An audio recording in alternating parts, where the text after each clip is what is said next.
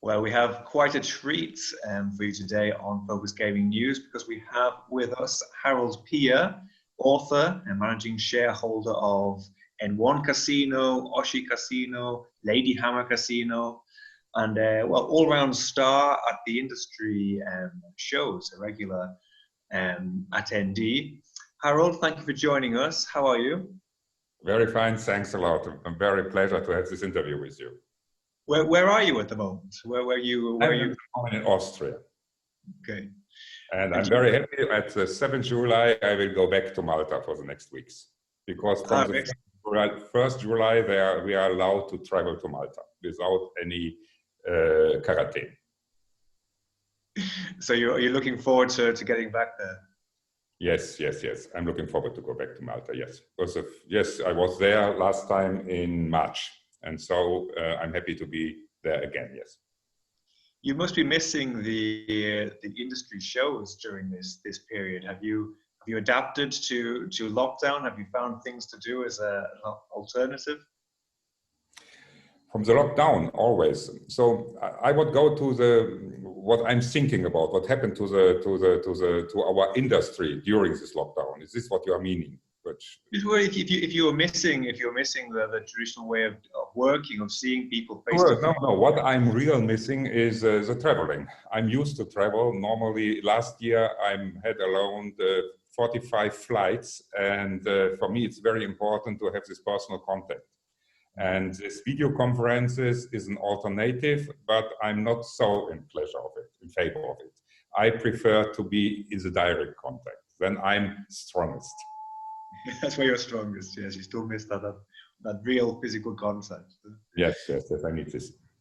It's how do you see the kind of the impact that the pandemic has had on the industry as a whole then, and particularly on online gaming? Are the things that you think operators and affiliates should be doing to take advantage of the situation at the moment? Okay, my impression is our industry, like the whole world, was affected. The impact was massive for sport betting providers, less and unused events, changing in the betting behavior, more difficult to predict for the betting algorithm, and the provider realized big losses. Massive negative also for the conferences. Sigma, IGB, Casino Beats, Clarion cancelled or postponed. Digital conferences are one possibility, but very difficult, I think, for them to generate money with them. And I'm not sure if IGB Amsterdam and Berlin will be a success. Russia, India, US don't believe that they are allowed to travel. And one of the most attraction of the conferences are the events and parties. And it's very difficult that this will be allowed. For our online casino brands, honestly, we are still having strong increase in our revenue, deposits, and first deposits. And when you ask me if you should be doing to take advantages of the situation, especially operators and affiliates, I think not additional. I think our image is bad enough in the society, and we should not be focused on to be the winner of a pandemic. Nevertheless, the whole industry, should be aware of our responsibility towards society and focus on helping those who are not as strong as we are. With our Slotwolf brand, for example, we supported this charity collection of Casino Meister for single mothers in Africa. And with Lady Hammer Casino, we are always donating 5% of our winning to the WBC Care organization. Big champions support small champions, and which helps children all over the world, poor children. That's my attitude towards this situation. Mm-hmm. That is a time to help others where we can. Yes. As I say, one of my goals when I started with online gaming is online gaming has such a negative aspect. It's not like casino, like an MGM casino, for example. When people are working in MGM casino, nobody has a problem to say I'm there, and no mother has a problem to say I'm proud my son is working or my daughter is working in the MGM casino. But I'm very sure that there are only less mothers who are talking when a son is an affiliate. I'm so to their girlfriend. I'm so proud of my son because he makes his money with addicted people. So that's the truth. And on the other hand, gambling is a part of our life. It was always part. And so the difference from MGM casino to online casino is that they are included also events like boxing, like musician. And so then they say gaming is only a part of entertainment. And my idea was this was one of the reasons why we included boxing in casinos, to make a trickle up that online casino is that we don't speak from online casino, that we speak in the future from online entertainment. That's my hope. And now it's always a shame when people are calling me and ask me, hey, what was your problem in the pandemic? I can't say, hey, great, I make more money, because people has no other possibility in their leisure. And so they are playing more and more and more. And so not now to look how we can get the most advantages of this situation. I'm not in favor of it. In this day, I will say, be calm, look for the other. It's not so big to help other also. That's mine. That's not only that's the intention of the whole company. Mm-hmm. And can you understand then the where regulators are coming from, those that have introduced tighter measures during the pandemic and others that are looking to do so? Do you have some sympathy for that, and do you think that's kind of makes sense? We have on one hand regulations, and on the other hand, for example, when we go to Germany, next year we will have a regulation, and all players are allowed maximum to invest 1,000 euro. But now the first affiliates are starting with building up SEO pages for words where the player then are looking for, when like unlimited casino or something like this, when they lost the money and go to this way. This is, I can accept it from the side of from the view of the affiliates, because they want to maximize the profit and they have to think for the future. That's one thing. This is okay for me.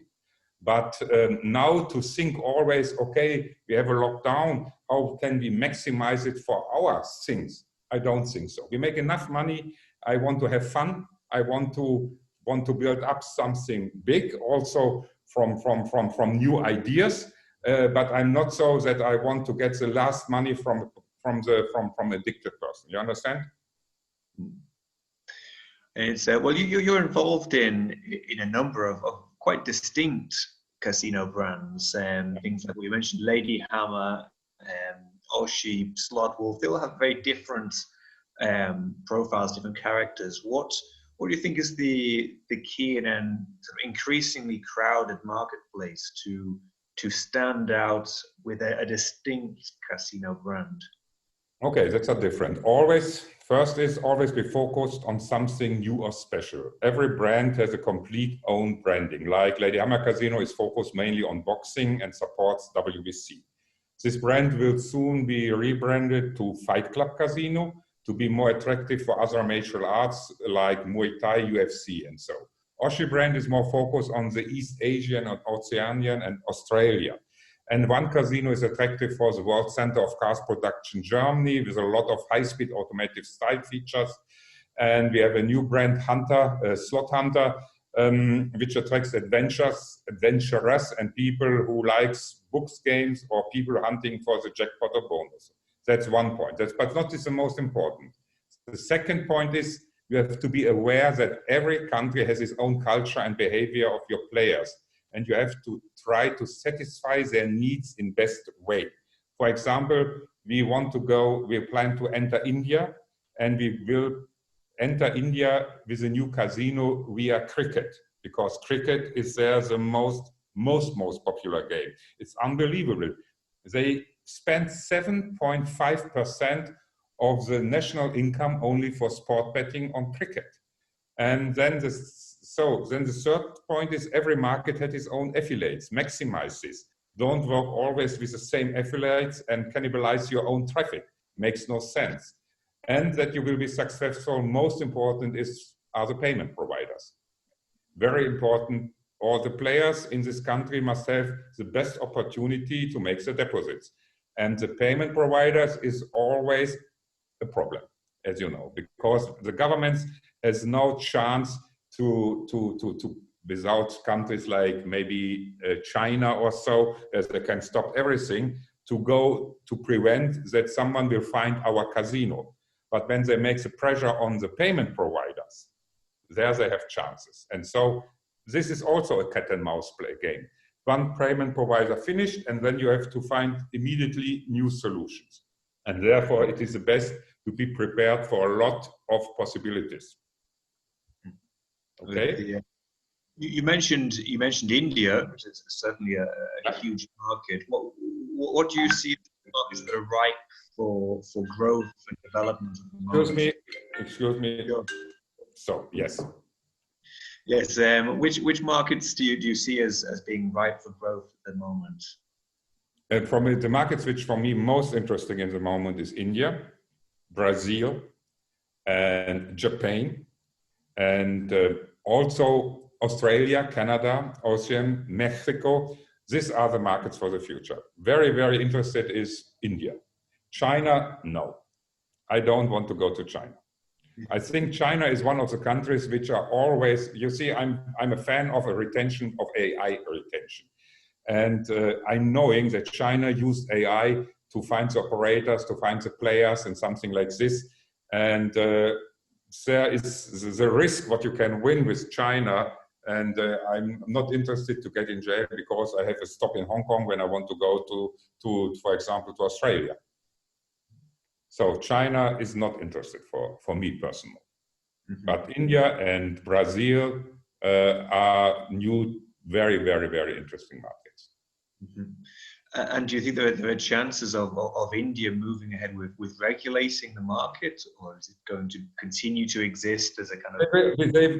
It's the same. They have a lot of different countries. We are working in India with the best lawyer. With the best lawyer for online gambling, and we are trying to enter India via cricket. We want to. This was the basic idea. We want to stream a cricket game on online casinos, and then it is allowed when you have an Indian company that they can promote that you have the possibility to see these cricket games, and on this way we can bring. But we can't do this cricket game in India. We have to go to Mauritius and something like this. But we will be creative and we will find ways to enter the Indian market. But because the potential there is enormous. Very, very interesting. And it's very interesting that the parallels that you draw connecting the online casinos with sports. I mean, I know boxing is your other big passion. It's how do you see that connection between casinos and sports? Do you think it's a sort of traditional connection that has a history to it? You see, all big boxing events was matched in casinos, MGM casinos, Caesars Palace, everything. There was a real strong history between boxing and casinos. And so we call our system at the beginning MGM 2.0. We are the future. We try to bring online casino, we bring fights into online casino. It's not a problem that you can, in a lot of countries, that you can promote an online casino in the corner or something like this, or on the floor. And so the next step is when I compare the costs which I have to pay to the promoter, that I get the rights for a fight, and I have the possibility to get an attraction to nearly 1 million people or 500,000 people, what I have to pay for affiliates to get 500,000, then I'm able to get these reaches. And then you can work together with, for example, with game providers, that in the break that they make, the slot will generate something or something like this. You understand? You have a lot of possibilities. Then you have the rights of the fights and of the whole night, and then you have a lot of possibilities to build in promotion for different slots or something like this, and you are directly in contact to the players. And there is you see, it was the same when you go to MGM. the most, you can't buy a ticket which of a fight who was organized in MGM Casino, because MGM Casino bought all tickets and gave it to their players. So this was the reason why the style of boxing in US is totally different to Europe. Because in Europe, the people who comes to boxing are interested in boxing technique. The people in US who wants to go to boxing are interested in entertainment. And so you have them, because they are coming from the entertainment segment, they don't want to see a technical fine boxing fight. They want to see action. They want to see a real strong, hard fight. But I'm thinking this is possible now to bring on online casinos also. And that's our vision. And there we are working on. What do you think about virtual sports and eSports that I've seen? Yeah, big future, big future. You see, I'm speaking about people who are 30 years and older, 25, 30 years. I think in the next generation, who are now 10, 12, 15 years, when they are 20, 25 years or something like this, they maybe think, hey, you speak about real sport, old man you are. They are only, for the next generation, you need eSport. They will never, I don't think that they have the same intensity when you are real at the ring and feel this, everything of this power, but it is a brilliant alternative, and you have to have a good view in it and don't miss it. Yes, that's true, yes. Mm-hmm. Okay, excellent. Well, is there anything you'd like to add, Harald, before we finish? Anything you want to tell us about what you're looking forward to doing with the rest of the year once you're able to travel again? I hope real that, especially because I'm like very Iman and I like Michael, and I know how big efforts they invest to build up this big conferences, and special for Sigma. Sigma Manila was such a great idea, and then they have to cancel it. And I really hope that especially that Sigma and that all these conferences will happen in the future, and in this year, not in the future, because I think, as you say, it is a real massive negative impact on the whole companies, and that's my hope for the future in the online game. So too. Excellent. Well, Harald Pia, thank you so much for joining us today. It's been a pleasure to have you with us on Focus Gaming News, and we hope to speak to you again in a different location Yes. later. It was a pleasure for you also. Thanks a lot. Thanks, Harald.